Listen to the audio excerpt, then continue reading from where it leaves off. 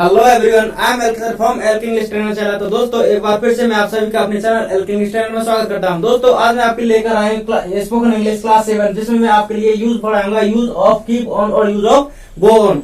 दोस्तों ये मेरी स्पोकन इंग्लिश की क्लास नंबर 7 है। इससे पहले मैंने आपको क्लास 1, क्लास 2, क्लास 3 और क्लास 4, क्लास 5 और क्लास 6 में मैंने बहुत सारे यूज आपको पढ़ाए हैं। अगर आपने वो वीडियो ना देखी हो तो मैं उनकी लिंक डिस्क्रिप्शन बॉक्स में डाल दूंगा, आप उनको एक बार जरूर देखना दोस्तों। तो आइए आज की जो वीडियो है वो है कीप ऑन और गो ऑन पर आधारित है। तो इसको हम पढ़ने का प्रयास करते हैं, लेकिन आगे बढ़ने से पहले चैनल को मेरे चैनल सब्सक्राइब कीजिए। सब्सक्रिप्शन बटन के सामने जो बेल आइकन है उसे भी दबा दीजिए, ताकि रोज आने वाली जो वीडियो की नोटिफिकेशन है वो आपको बिल्कुल टाइम पर मिलती रहे दोस्तों। तो आइए इसकी जो एग्जाम जो कीप ऑन और गो ऑन की जो आइडेंटिफाई होती है, पहचान होती है, उसको हम समझने का प्रयास करते हैं और आगे बढ़ते हैं दोस्तों। तो सबसे पहले इसकी जो पहचान होती है उसको हम देखते हैं कि पहचान इस प्रकार है इसकी। इसमें सबसे पहले लिखेंगे कि हिंदी वाक्यों के अंत में, हिंदी वाक्य होते हैं उनके अंत में और ता रहता है, ती रहती है या ते रहते हैं, आदि शब्द इनके अंत में पाए जाते हैं वाक्यों के अंत में। तो इसके जो स्ट्रक्चर होंगे वो इस प्रकार फ्रेम किए जाएंगे दोस्तों। सबसे पहले हम लिखेंगे सब्जेक्ट लिखेंगे, उसके बाद कीप या गो में से किसी एक का प्रयोग करेंगे। उसके बाद ऑन और गो ऑन के बाद में V first plus ING plus object. ये V first plus ING go या ऑन के बाद में इसलिए आती दोस्तों, मैं इसको आपके लिए थोड़ी देर में अभी समझाने का प्रयास करता हूं। जैसे कि सबसे पहले जैसे कि मान लो प्रीपोजिशन,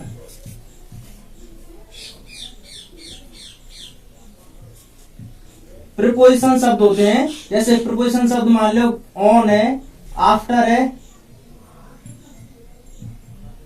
ऑन है, आफ्टर है, इसके बाद में हम बी फर्स्ट प्लस आईएनजी का प्रयोग करेंगे। जैसे हम वर्ब की फोर्थ फॉर्म या फिर उसे हम जेरेंड बोलते हैं। क्या बोलते हैं? जेरेंड। जेरेंड बोलते हैं जो एक नाउन का कार्य करती है। इसके बाद हम नाउन लिख सकते हैं। तो प्रीपोजिशन के बाद में या तो हम नाउन लिखेंगे या तो फिर हम V first plus ING gerund का प्रयोग करेंगे। लेकिन हम दोस्तों इसमें कभी भी हम मैं आपको बताता हूं कि आप कभी भी और प्रीपोजिशन के बाद में और सब्जेक्टिव केस या फिर वर्ब की फर्स्ट फॉर्म, सेकंड फॉर्म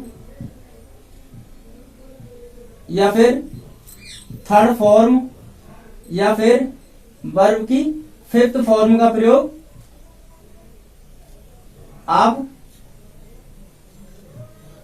कभी मत करना दोस्तों। तो प्रीपोजिशन के बाद में सब्जेक्ट या फिर वर्ब की फर्स्ट फॉर्म, सेकंड फॉर्म और थर्ड फॉर्म या फिर फिफ्थ फॉर्म का प्रयोग कभी मत करना। ये सभी गलत माने जाएंगे दोस्तों, गलत होंगे ये। तो इसके बाद हम प्रीपोजिशन के बाद प्रयोग क्या करना चाहिए? प्रयोग करना चाहिए हमें या तो फिर नाउन का प्रयोग करेंगे या तो फिर हम V plus ING and gerund का प्रयोग करेंगे। ये भी एक नाउन का कार्य करता है दोस्तों। तो आपकी समझ में आ गया होगा कि मैंने आप गो ऑन या कीप ऑन के बाद में बी प्लस आईएनजी का प्रयोग क्यों किया है। तो अब आइए इसको हम आगे बढ़ते हैं और इसको समझने का प्रयास करते हैं दोस्तों। इसके अगला स्ट्रक्चर होगा नेगेटिव होगा। इसका सब्जेक्ट प्लस डू या does plus not plus keep या गो में से किसी एक का प्रयोग करेंगे। फिर on plus V plus ING plus object. इसी प्रकार इसका इंटरग्रेटेड सूत्र बनेगा do does plus subject plus keep या go on plus V plus ING plus object. और इसके बाद हम क्वेश्चन मार्क का प्रयोग भी करेंगे इंटरग्रेटिव वाक्यों में। और इसके बाद हम लिखेंगे इंटरग्रेट नेगेटिव होगा do does plus subject plus not plus keep या go on plus V plus ING plus object. इसी प्रकार हम इसका प्रयोग करेंगे। इसी के साथ मैंने आपको कुछ नियम भी इस साइड में लिख दिए हैं दोस्तों, इनको भी आप एक नजर में देख लेना ताकि कोई परेशानी ना हो आपको वाक्य बनाने में। जैसे कि अफर्मेटिव वाक्यों में ही सी नेम इट के साथ में हम कीप में एस का प्रयोग, गो में ईएस का प्रयोग करेंगे। यदि हम वाक्य बना रहे हैं उसमें कीप या गो में से हमें किसी एक को लगाना है और ही सी नेम इट में से है तो हमें कीप में एस का प्रयोग करेंगे, गो में ईएस का प्रयोग करेंगे। लेकिन यदि नेगेटिव वाक्य होंगे तो नेगेटिव वाक्यों में नोट नंबर 2 है हमारी कि ही सी नेम इट के साथ हम डज का प्रयोग करेंगे और आई ही यू दे के साथ हम डू का प्रयोग करेंगे। ये मैंने डू और डज के जो प्रयोग है मैंने आपको पहले और भी जो वीडियो पढ़ाई है उनमें भी बता दिया है दोस्तों। यदि आपने वो वीडियो ना देखे हो तो कृपया कर उन वीडियो को भी एक बार जरूर देख लेना ताकि आपको बेहतर तरीके से समझ में आ सके दोस्तों। इसके कुछ एग्जाम्पल लेते हैं ताकि आप बेहतर तरीके से समझ सकें। तो इसके एग्जाम्पल लेते हैं दोस्तों।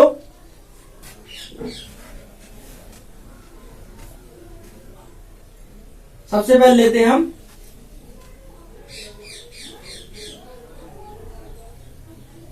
वह मुझसे प्रश्न पूछती रहती है। तो इसके बाद में आया है ता रहता है, ती रहती है, ते रहते में से आया है, इसका मतलब है ती रहती है, यानी इस लड़की के बारे में कहा जा रहा है। तो इसको हम कीप ऑन या गो ऑन के प्रयोग से, किसी एक के प्रयोग से हम बना सकते हैं दोस्तों। जैसे हम लिखेंगे सी के बाद में हम कीप या गो में से दोनों किसी का प्रयोग कर सकते हैं। तो इसके बाद लिखेंगे हम कीप।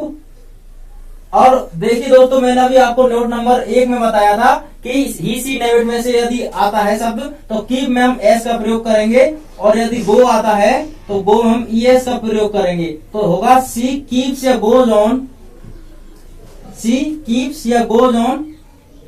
और इसके बाद में हम बी फर्स्ट लिखेंगे। बी फर्स्ट क्या है? पूछना। तो ASKING। तो सी कीप्स या गोज ऑन आस्किंग, किससे? मुझसे, मी, आस्किंग मी। सी कीप्स या goes on asking me question, QUESTIONS, questions. वह मुझसे सवाल पूछती रहती है, या वह मुझसे प्रश्न पूछती रहती है। नेगेटिव इसका वाक्य किस प्रकार बनाएंगे? सबसे पहले देखेंगे हम डू डज में से। अब देखो नोट नंबर 2 का प्रयोग करेंगे हम डू डज में से, और इसी नेगेटिव के साथ हम किसका प्रयोग करेंगे? डज का प्रयोग करेंगे। तो क्या होगा? सी does not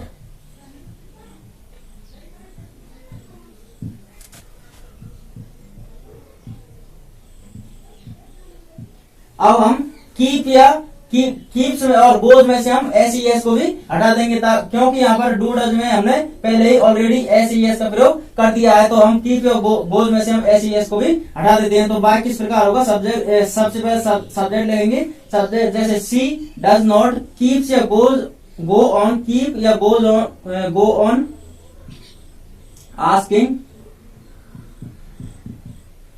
me questions.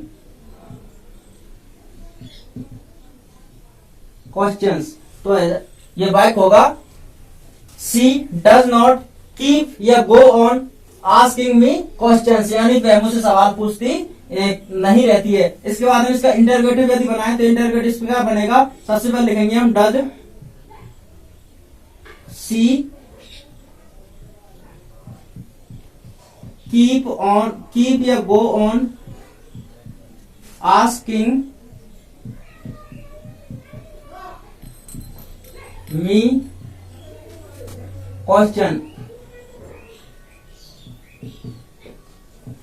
Questions. तो अंत में हम प्रश्नवाची का प्रयोग करेंगे। तो वाक्य होगा डज सी कीप या go on asking me questions, यानी वह मुझसे सवाल पूछती रहती है। इसके बाद इसका इंटररोगेटिव नेगेटिव बना लेते हैं ताकि आपको कोई कंफ्यूजन ना रहे। डज सी नॉट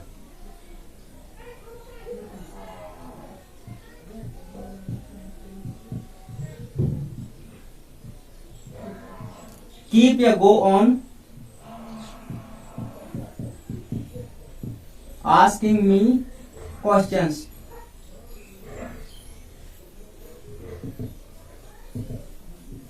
तो वाक्य इस प्रकार होगा डज सी नॉट कीप या go on asking me questions.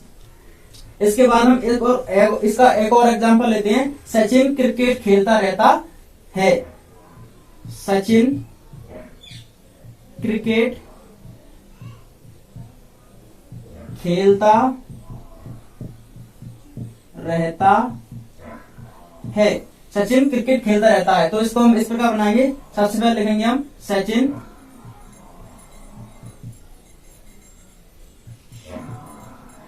एक वचन करता है, तो इसमें हम कीप्स या गोज ऑन का प्रयोग करेंगे। तो सचिन कीप्स या गोज ऑन प्लेइंग क्रिकेट। तो वाक्य किस प्रकार होगा? सचिन कीप्स या गोज ऑन प्लेइंग क्रिकेट। तो इसके हम कुछ और एग्जाम्पल लेते हैं दोस्तों, ताकि आप और बेहतर तरीके से समझ सकें। आप चाहे तो इसका स्क्रीनशॉट ले सकते हैं ताकि मैं आगे बढ़ सकूं। मैं इसको मिटाने जा रहा हूं दोस्तों।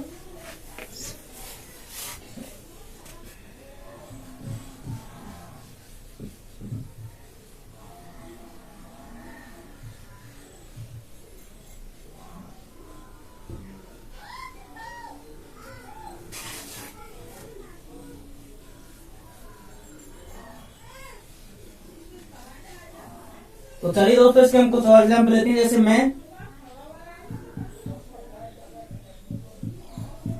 अंग्रेजी बोलता रहता हूं। मैं अंग्रेजी बोलता रहता हूं, तो इसको हम ट्रांसलेट करेंगे आई कीप या गो ऑन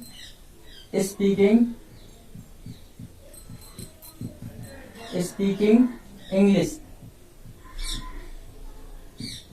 तो वाक्य किस प्रकार होगा, आई कीप या गो ऑन स्पीकिंग इंग्लिश। इसमें हम ऐसे का प्रयोग इसलिए नहीं किया क्योंकि ये एक वचन करता नहीं है, ये बहुवचन करता आई यू दे में से है। तो वाक्य इस प्रकार बनेगा। इसका एक और एग्जांपल लेते हैं।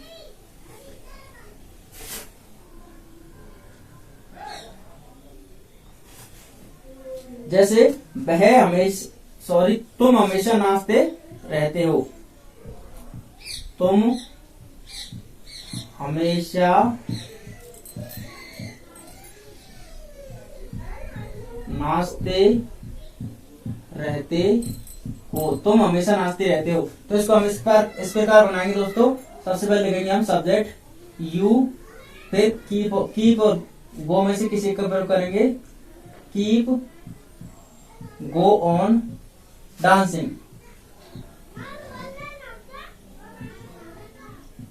तो वाक्य किस प्रकार बनेगा, यू कीप या गो ऑन डांसिंग। इसमें हमेशा और ऐड किया है मैंने, तो हमेशा मैंने नहीं लिखा। इसको मैं फिर से बनाता हूं। वाक्य बनाएंगे you always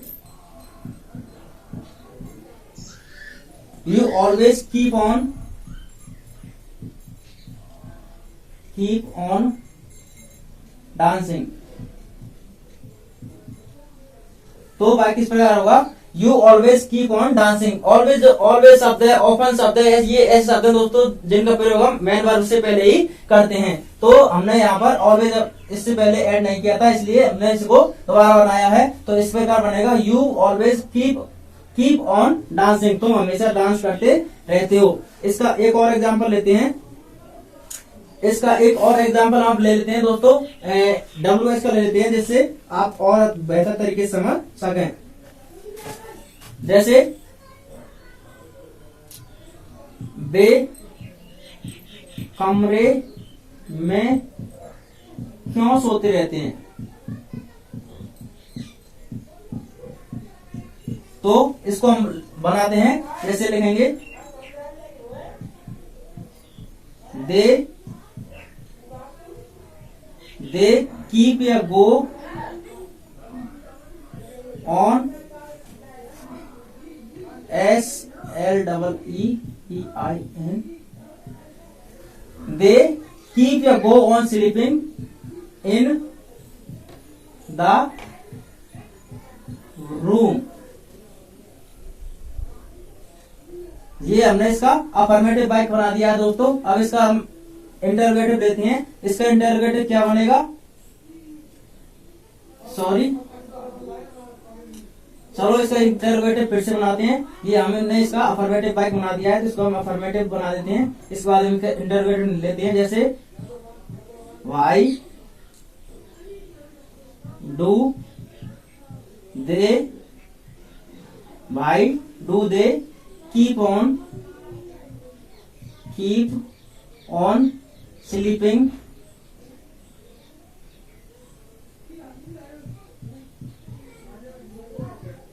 sleeping why do they keep on sleeping इन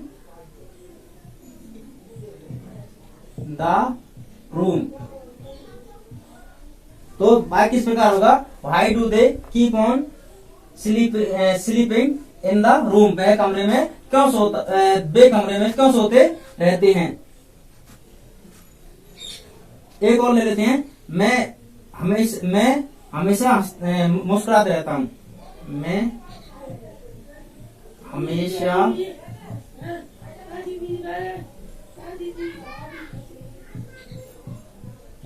रहता हूँ। तो इस पर इसको मनाएंगे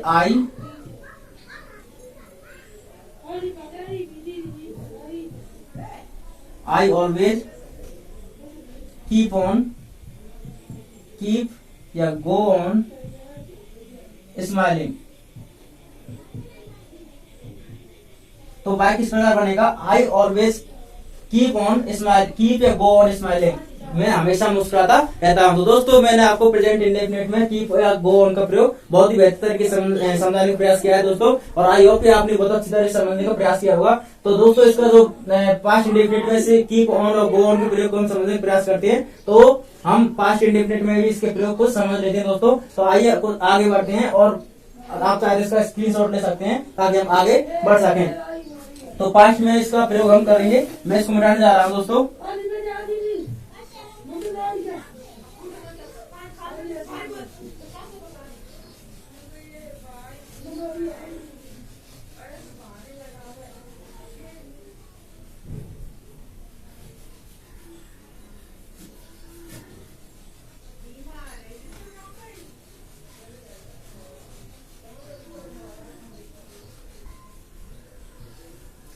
इसकी जो आइडेंटिफाई है वो एज डिस रहेगी दोस्तों, जैसी की तैसी रहेगी। मैं बस इसमें कुछ चेंज कर रहा हूं, जैसे कि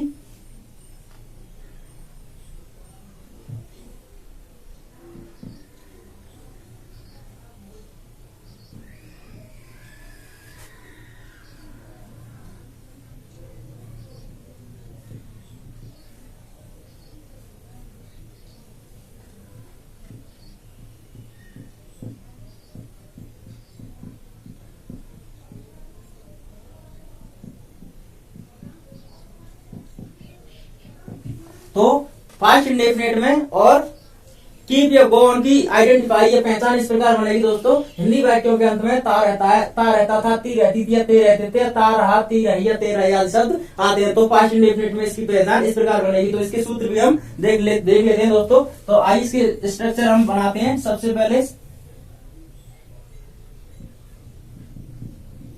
सब्जेक्ट लिखेंगे, सब्जेक्ट के बाद में केप्ट या bent on plus V first plus ING plus object. यहाँ पर हमने कीप का केप्ट और गो ऑन का बेंट ऑन कर दिया दोस्तों, क्योंकि पास्ट इंडेफिनिट में हम सेकंड फॉर्म का प्रयोग करते हैं। तो कीप के स्थान पर हमने केप्ट का प्रयोग किया है और गो के स्थान पर हमने बेंट का प्रयोग किया है। और नेगेटिव स्ट्रक्चर इस प्रकार होगा, जैसे subject plus did not plus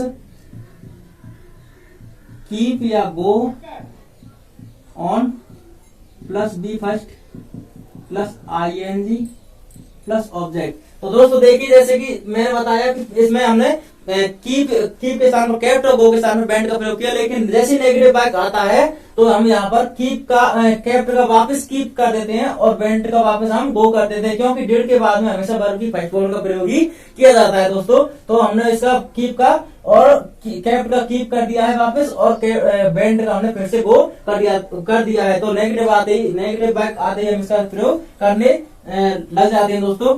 तो इसका इंटरगेटिव स्ट्रक्चर इस प्रकार होगा, did plus subject plus keep या go on plus V first plus ING plus object. Interrogative negative सबसे पहले लिखेंगे did plus subject plus not plus keep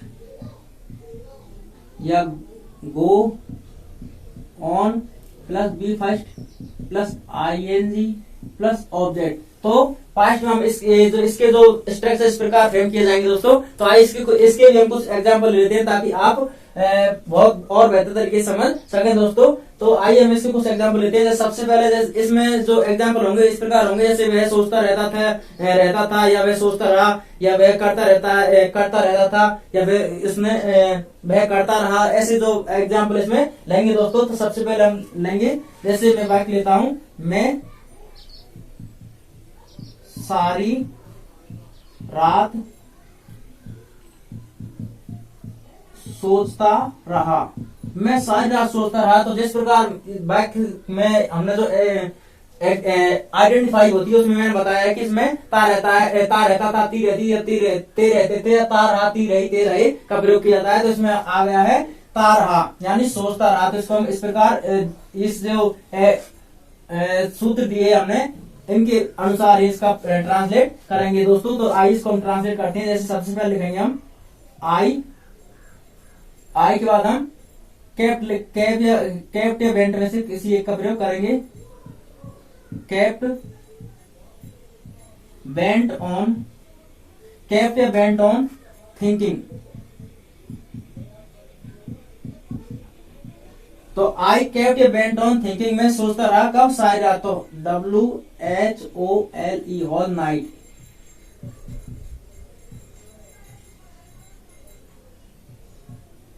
तो वाक्य इस प्रकार होगा, आई केप्ट या bent on thinking whole night, यानी मैं सारी रात सोचता रहा। इसका नेगेटिव वाक्य यदि बनाए तो इस प्रकार बनेगा, आई डिड नॉट कीप या go on thinking all night.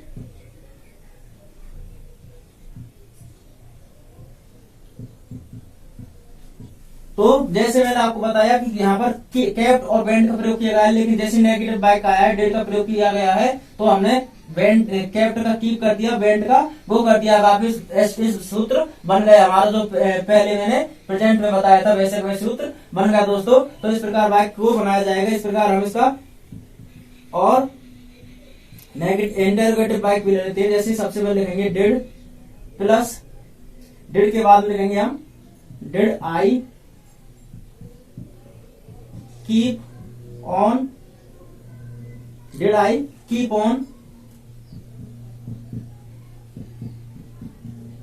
Thinking, did I keep on thinking all night.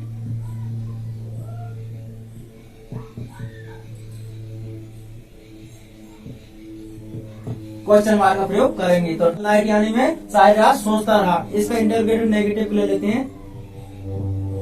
जैसे डिड आई नॉट कीप या go on thinking all night. तो इसका इस प्रकार हम बनाएंगे। अंत हम प्रश्नवाची चिन्ह का प्रयोग करेंगे। तो इसका इस प्रकार बनेगा, इस सेंटेंस इस प्रकार होगा, ऐसे did I not keep on thinking all night, यानी मैं सारी रात सोचता रहा। तो इसके कुछ और एग्जांपल लेते हैं दोस्तों। जैसे कुत्ता भौंकता रहा, कुत्ता भौंकता रहा। तो इसको हम किस प्रकार बनाएंगे दोस्तों? सबसे पहले लिखेंगे हम the dog barking, the dog. इसके बाद हम द डॉग के बाद में हम कीप या कैप्ट या बेंट में से किसी का प्रयोग करेंगे। तो लिखेंगे कैप्ट बेंट ऑन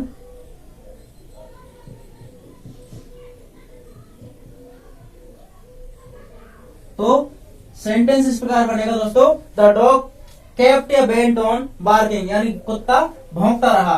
तो इसके हम कुछ और एग्जांपल लेंगे दोस्तों, लेकिन इससे पहले और आप चाहे तो इसका स्क्रीनशॉट ले सकते हैं ताकि हम आगे बढ़ सकें। मैं इसको मिटाने जा रहा हूं दोस्तों, तो इसको आप स्क्रीनशॉट ले सकते हैं।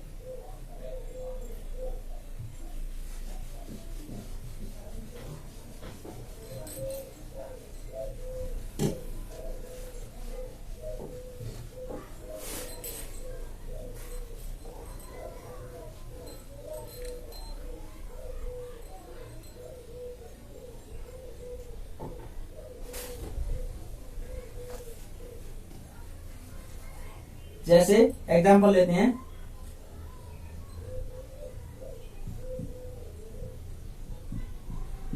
मिल्खा सिंह दौड़ता रहा, या फिर दौड़ता रहता था। मिल्खा सिंह दौड़ता रहता था, तो फिर इसको हम बनाएंगे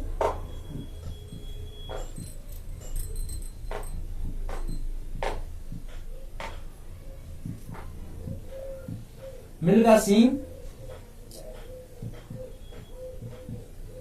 kept या bent on running। तो इस प्रकार बनेगा Milkha Singh kept bent on running, यानी कि मिल्खा सिंह दौड़ता रहा। एक और एग्जांपल लेते हैं,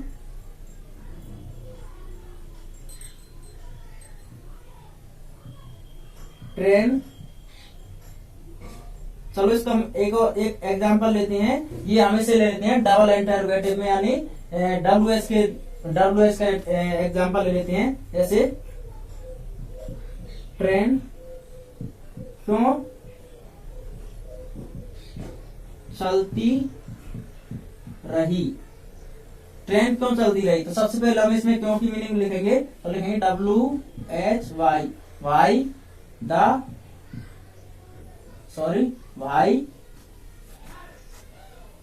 did the train,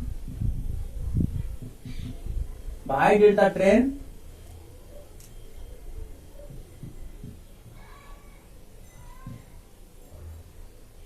keep go on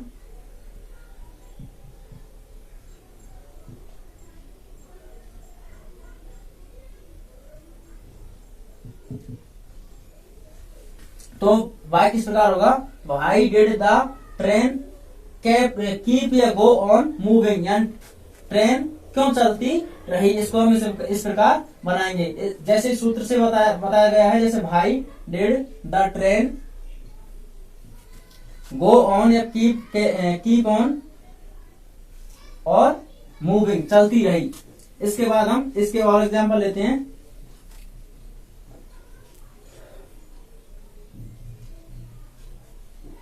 जैसे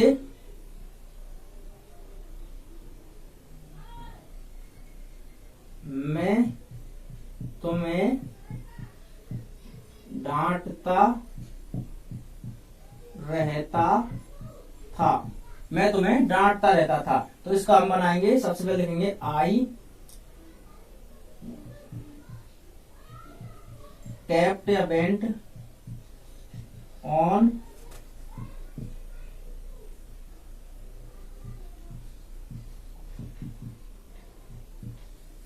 आई केप्ट या बेंट ऑन स्कॉल्डिंग, कैसे तुम्हें।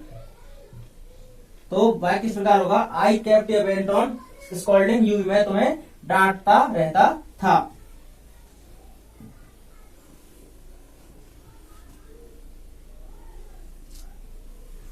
तो दोस्तों मैंने आपको कीप और बेंट का कीप और गो का प्रयोग मैंने आपको प्रेजेंट और पास्ट में मैंने आपको इसका प्रयोग बता दिया है दोस्तों। तो आई होप कि आपको भी बहुत अच्छा लगा होगा मेरे साथ पढ़ने में, और ऐसे ही कमाल की वीडियो प्राप्त करने के लिए दोस्तों मेरे चैनल सब्सक्राइब करते रहिए, कर दीजिए, और अपनी जो वीडियो आती हैं उनको ज्यादा से ज्यादा बच्चों तक शेयर कीजिए, और आप भी ज्यादा से ज्यादा देखिए। तो देखिए दोस्तों, मैं कीप का एक और कॉन्सेप्ट आपको और बोनस पॉइंट के रूप में देता हूँ, जो आपने कभी इसका प्रयोग नहीं किया होगा, ना ही आपने ऐसा देखा होगा। तो मैं आपको एक और इसका यूज बताता हूँ।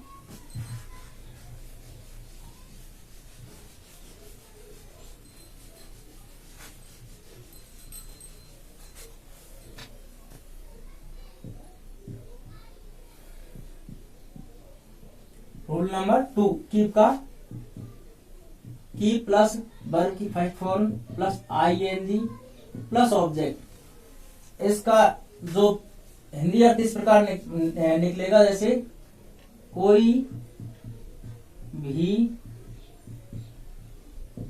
कार्य करते रहो, कोई भी कार्य करते रहो। इसके बारे में यदि हमें कभी इस प्रकार बोलना हो कि हंसते रहो, बोलते रहो, चिल्लाते रहो और मुस्कुराते रहो, खेलते रहो, जो भी हम ऐसे वाक्यों को बनाएंगे तो हम इसका प्रयोग करेंगे keep plus V plus ING का प्रयोग करेंगे दोस्तों। तो हम इसके कुछ एग्जाम्पल लेते हैं ताकि आप इसको भी अच्छी तरीके से समझ सकें दोस्तों। जैसे कि इसका एग्जाम्पल लेते हैं हम कि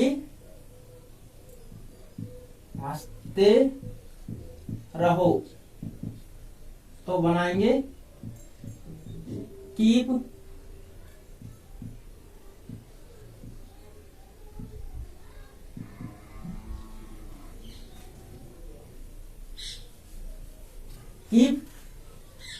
और लाफिंग, हंसते रहो।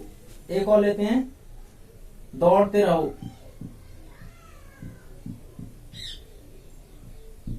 दौड़ते रहो, कीप रनिंग, कीप रनिंग, दौड़ते रहो। और लेते हैं जैसे नाचते रहो, नाचते रहो, तो कीप डांसिंग, कीप डांसिंग, नाचते रहो। और लेते हैं जैसे मुस्कुराते रहो,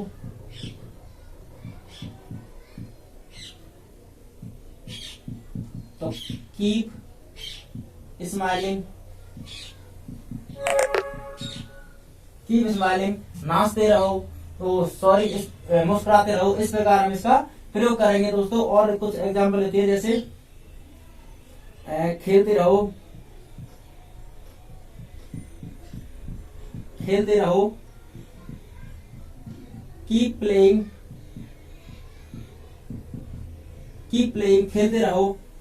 तो इस प्रकार इसका हम यूज कर सकते हैं दोस्तों। मैंने आपको एक स्ट्रक्चर दिया है, आपसे हजारों सेंटेंस बोल सकते हैं दोस्तों। इस प्रकार आप और अंग्रेजी आपकी इंग्लिश होगी वो इम्प्रूव होती जाएगी दोस्तों। With the help of one structure you are able to make lot of sentences, यानी कि एक सेंटेंस में आपको एक स्ट्रक्चर दे रहा हूँ, आपसे इससे हजार सेंटेंस बोलिए। आप आज से आप बोलो अंग्रेजी, लिखो अंग्रेजी। आई ऑलवेज विद यू दोस्तों।